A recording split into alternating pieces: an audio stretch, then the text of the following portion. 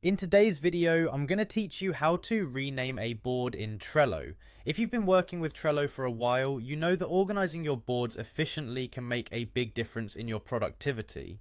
Whether you've outgrown the initial board name or you just need a change, renaming a board is quick and easy. Let's walk through the process step by step.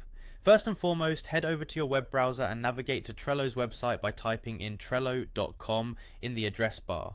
Once the homepage loads up, you'll notice the login button prominently displayed. Click on it to begin accessing your account. At this stage, you will need to log in using your credentials. You can choose to enter your registered email address and password, or take advantage of the seamless integration with Google to log in with your Google account. This flexibility makes it easy to access Trello no matter where you are.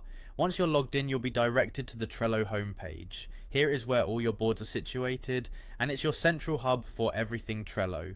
Look for the boards option in the menu or simply locate the section labelled Your Workspaces. This section contains all the boards you've created or have access to, neatly organised for easy navigation. Scroll through your available boards and click on the one that needs renaming. This will open up the board in question where you'll see all your lists and cards laid out. Now comes the fun part. At the top of the board you'll see its current name.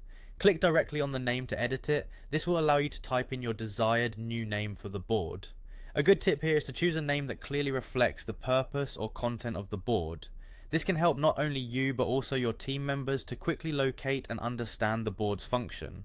Once you've typed in the new name, simply press enter on your keyboard. You'll notice the board name changes instantly, confirming that the renaming process is complete. And there you have it, a fresh new name for your Trello board, all done in just a few simple steps. Renaming boards can be handy as projects evolve or change, allowing you to keep your workspace organized and relevant.